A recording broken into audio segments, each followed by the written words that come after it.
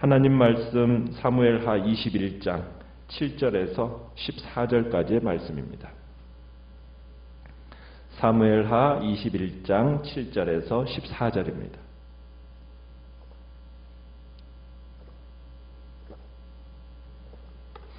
사무엘하 21장 7절입니다. 그러나 다윗과 사울의 아들 요나단 사이에 서로 여호와를 두고 맹세한 것이 있으므로 왕이 사울의 손자 요나단의 아들 무비보셋은 아끼고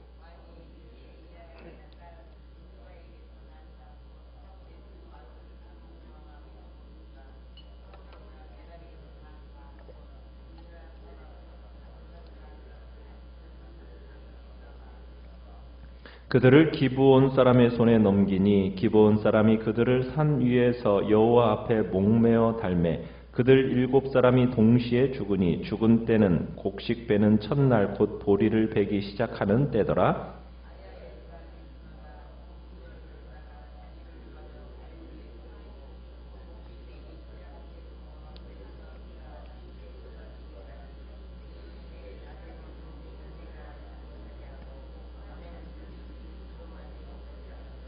이에 아야의 딸 사울의 첩 립스바가 행한 일이 다윗에게 알려지매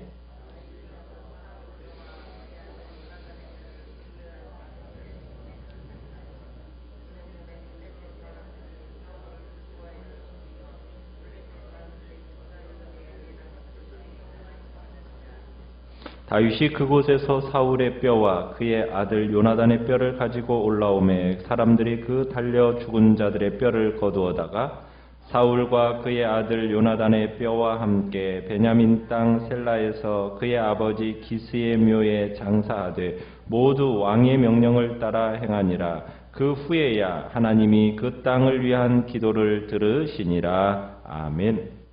오늘 말씀의 제목은 회복을 위한 몸부림이라는 제목으로 말씀을 나눕니다.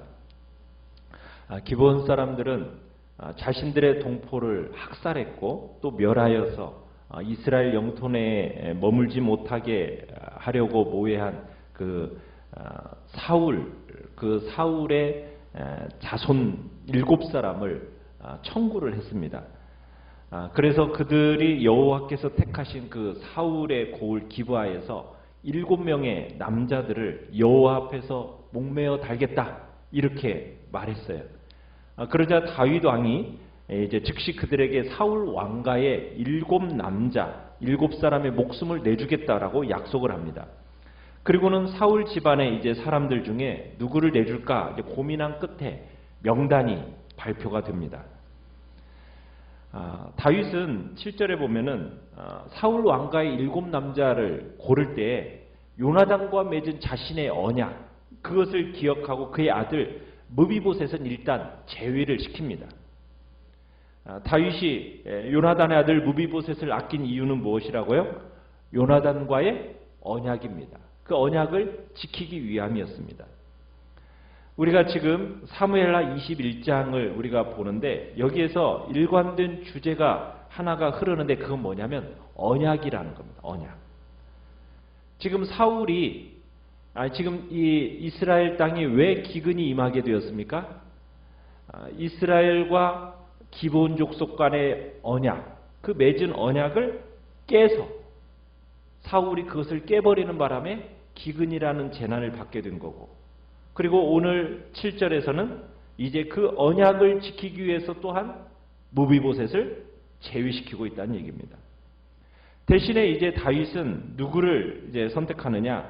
아야의 딸 리스바에게서 난 자, 곧 사울의 아들인 알모니와 무비보셋, 또 사울의 딸 메랍에게서 난 자, 곧 무올라 사람 바르실레의 아들 아드리엘의 5 아들, 이 7명을 딱 붙잡아다가 기브온 사람의 손에 넘겨주게 됩니다.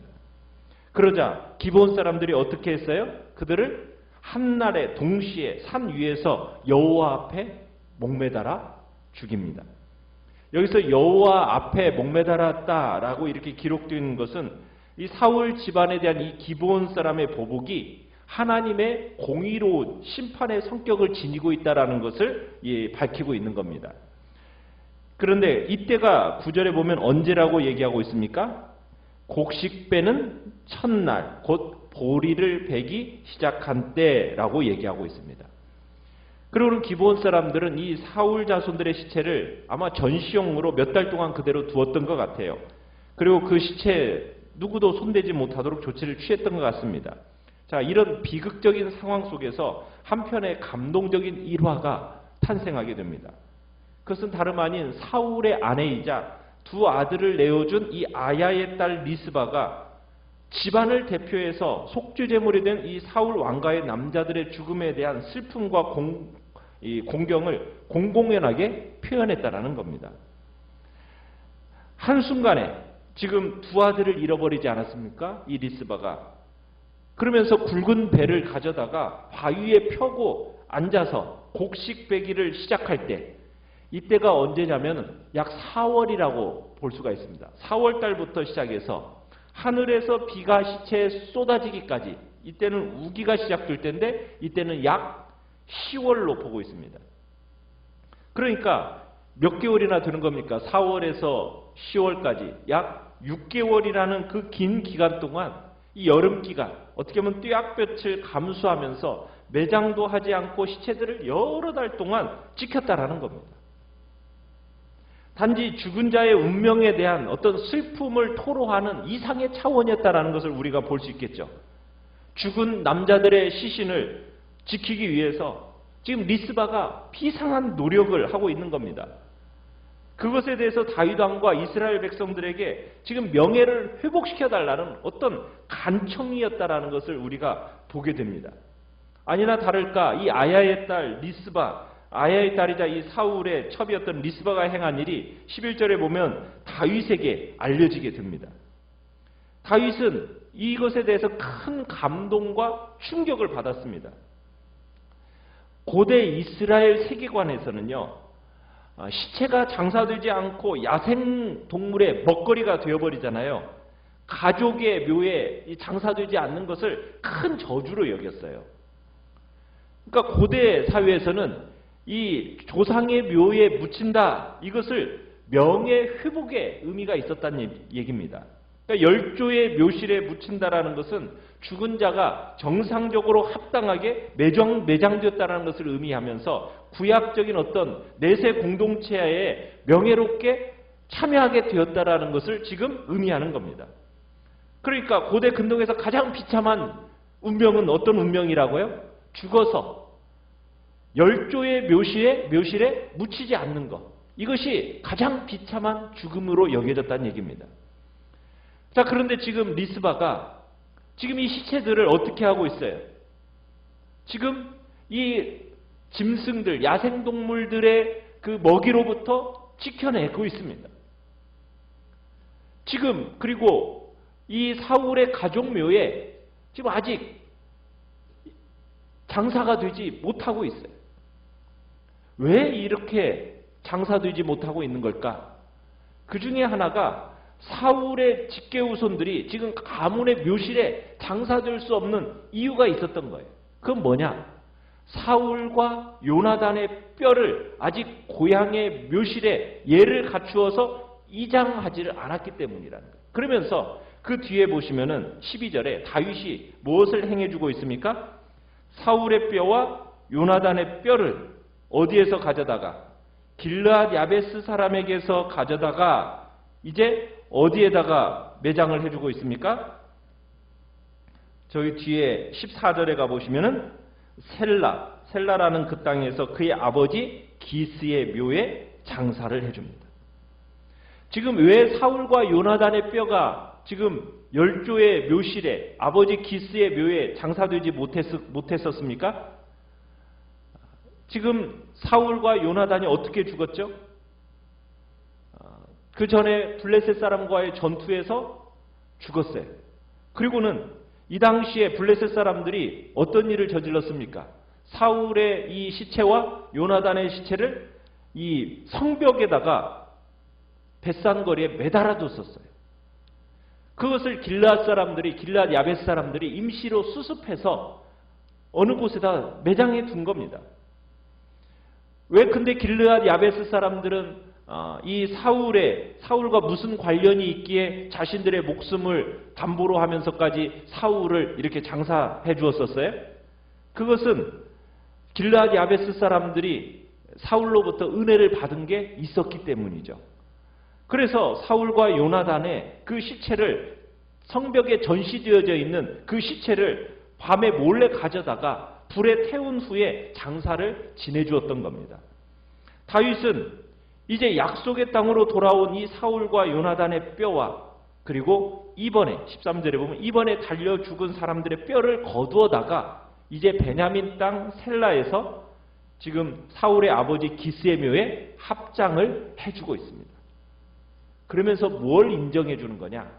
이 7명의 남자들은 공동체의 평화를 위해서 목숨을 내놓은 사람이다라는 어떤 명예를 인정해주고 회복시켜준 겁니다. 그리고 또 한 가지는 뭐냐? 다윗을 옛날에 사울이 추격하지 않았었습니까? 그때 추격하던 그 시절에 엔게디 광야에서 다윗이 사울을 죽일 수 있었음에도 불구하고 죽이지를 않았었어요. 살려준 적이 있었어요. 그때 사울이 다윗에게 맹세하라고 요청한 적이 있었습니다. 뭐라고 맹세하라고 했냐면, 너는 내 후손을 끊지 아니하며 내 아버지의 집에서 내 이름을 멸하지 아니할 것을 이제 여호와의 이름으로 내게 맹세하라 하고 요청했었어요. 그게 이제 사무엘상 24장에 나오는 내용인데요. 다윗이 사울에게 그 맹세를 하고 각각 자기 길로 갔다. 그때 그렇게 얘기했었어요. 여기서 내 아버지의 집에서 내 이름을 멸하지 말라. 이 표현의 의미는 뭐냐? 아까 얘기한 것처럼 구약에서 죽어서 장사된다라는 것은 열조에게로 돌아간다. 이 의미가 있다고 그랬죠. 열조와 함께 잔다라는 의미가 있는데, 이 표현이 뭐냐면, 옛날 우리는 뭐 봉분이 이렇게 하나씩 각자를 위해서 되어 있지만, 옛날에는 이 이스라엘은 묘실이 하나가 있어요. 묘실이 하나가 있으면 큰 이 동굴을 만들어 놓고 그곳이 이제 가족의 묘가 됩니다. 그러면은 하나의 어떤 침상과 같은 1m 높이의 이 벤치를 딱 만들어 놓고 그 위에다가 시체를 놔요. 그러면은 시체를 놓고서는 한참 지나면 어떤 일이 벌어져요? 살이 다 썩어버리겠죠. 그러면은 뼈를 모아다가 그 벤치 밑에 뼈 저장소가 있어서 그곳에다가 넣어두는 겁니다. 이런 과정으로 이제 세대가 바뀌면서 계속 자기의 이제 다음 세대 사람들이 이제 그런 식으로 뼈가 어떻게 되겠어요? 자연적으로 함께 묻히게 되는 겁니다. 지금 사울이 내 아버지 집에서 내 이름을 멸하지 말라 이렇게 말한 것은 지금 이런 그 당시의 정황을 염두에 두고 말한 것이란 얘기입니다. 그래서 지금 다윗이 어떻게 해주고 있는 겁니까? 사울과 요나단의 뼈, 그리고 기브온 사람들에 의해서 처형된 사울의 후손들, 이 사람들을 함께 이 그 뼈를 모아다가 가족의 묘실에 장사 지내 주었다. 지금 이 이야기를 하고 있는 거예요. 그러면은 이것은 결국 무엇을 얘기하는 겁니까? 다윗과 사울 사이에 맺었던 뭘 지키고 있는 거예요? 언약을 지키고 있는, 언약, 약속을 지키고 있다는 얘기입니다. 그러면서 14절 끝에 가보시면 14절 끝에 그 후에야 이렇게 되어 있어요. 그 후에야 어떤 일이 벌어지겠다고요? 하나님이 그 땅을 위한 기도를 들으셨다. 이렇게 되고 있어요. 그러니까 이 그 후에라는 이 표현을 통해서 단순히 사울의 후손을 처형한 그 자체로 문제가 해결된 게 아니었다는 얘기죠. 하나님께서 비를 그 기브온 사람들의 그 요구대로 해줬는데도 불구하고 비가 왔어요, 안 왔어요? 오지를 않았어요. 처형을 한 것으로 끝난 게 아니라 뭐까지 이루어져야 됐었던 거예요. 사울과 요나단을 그 베냐민 지파 영토에 속한 이 셀라에 있는 가족의 묘에 묻어준 그 후에야 하나님의 진노가 누그러지면서 이스라엘 땅에 비가 내려졌다. 지금 그 얘기를 하고 있는 겁니다. 사울의 행실에 대한 대가를 치르고 아울러서 다윗이 뭘 준수했어야 되는 겁니까? 다윗이 그가 한 약속을 준수하고 난 뒤에야 하나님께서 이스라엘을 위한 기도를 들으셨다. 이렇게 얘기하고 있는 거예요. 기근이 있기 전까지 다윗은 사울과 요나단에게 한 약속을 지키지 않고 있었다는 얘기예요. 다윗이 사울의 뼈를 가족 묘실에 묻어줌으로 사울에게 한 약속, 그것을 어떻게 보면 생을 기로해서 적극적으로 도와줬던 이 요나단과의 약속, 이것을 준수한 후에야 기도가 응답이 되었다는 겁니다. 사울의 범죄에 대한 형벌을 겪으면서 또 자신이 지키지 못했던 그 약속을 마지막에 실천에 옮기면서 다윗은 정말 군주로서 막중한 책임을 깨달았을 겁니다. 자신의 임무 수행이 여호와의 여호와의 관계에 비추어서 온전해야 한다라는 것을 어떻게 보면 인식했을 거예요. 약속이라는 것, 이건 참 중요한 겁니다. 그리고 신중해야 되는 겁니다. 상대방을 위하여서 약속하는 것을 지키는 것은 우리 그리스도인의 본분인 겁니다. 어떻게 보면은 지금 21장은 어떤 이야기라고 그랬습니까? 지금 시대순이 아니라고 그랬어요. 이 시대순으로 따지자면 어디에 있어야 된다고 얘기했습니까? 9장 정도에 들어가는 것이 적합하다고 그랬죠. 9장 정도에. 그런데 지금 이것을 뒷부분에다가 지금 이렇게 놓은 이유는 꼭 필요한 메시지이기 때문이에요. 통합 이스라엘 왕국으로서 마무리되는 시점에서 꼭 중요한 부분이기 때문에 독립구문으로 끌어다가 지금 여기에다가 이렇게 붙여놓고 있는 거예요. 무슨 메시지를 전하기 위해서입니까? 하나님이 원하시는 것은 무엇입니까? 어떤 분명한 하나님이 원하시는 것은 희생제물만을 원하시는 것이 아니라는 거예요. 속죄라는 것은 그저 생명을 빼앗는 것, 이것만이 아니라는 겁니다. 무엇까지 덧붙여져야 됩니까? 리스바를 통해서 어떻게 보면 바라보면서 희생제물만이 아니라 그 속에는 자비가 함께 들어가야 되고, 비인간적인 잔인함이 아니라 그 속에는 인간적인 동정심이 함께 들어가져야 됨을 우리에게 보여주고 있는 겁니다. 여기서 리스바가 한 일은 구원의 역사 속에 지금 포함되어져 있어요. 하나님의 나라는 어떤 나라냐? 그저 보복하고 어떤 희생만, 속죄를 위한 어떤 희생만을 요구하는 것이 아니라 그 속에는 자비가 함께 들어있는, 자비로 끝나는 나라가 하나님의 나라라는 것을 다시 한번 보여주면서 다윗의 왕국은 하나님의 나라를 담아낸 모형이라는 것, 자비로 완성되어 가지는 나라라는 것을 보여주고 있는 겁니다. 그러면서 하나님은 언약을 신실히 지키시는 분임을 다시 한번 강조합니다.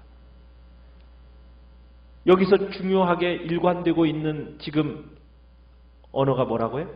언약이에요, 언약. 왜 이런 일이 일어나게 됐어요? 기근이 일어난 이유가 뭐예요? 언약이 깨트려지면서. 그죠? 언약이 비틀거리면서 21장의 사건이 시작이 되었는데 어떻게 마무리가 되고 있습니까? 어떻게 해서 회복의 마무리가 되고 있어요? 언약이 지켜짐으로 말미암아 회복이 되고 있는 겁니다. 언약의 실체는 무엇입니까? 하나님의 자비입니다. 언약을 이루어가는 가장 중요한 핵심, 바로 하나님의 자비가 다윗 왕국에 회복되면서 기근이 끝나게 되는 거죠. 오늘날 우리 교회가 놓치지 않아야 할 관점이 무엇입니까? 하나님의 언약입니다. 그 언약을 붙들고 살아가야 돼요.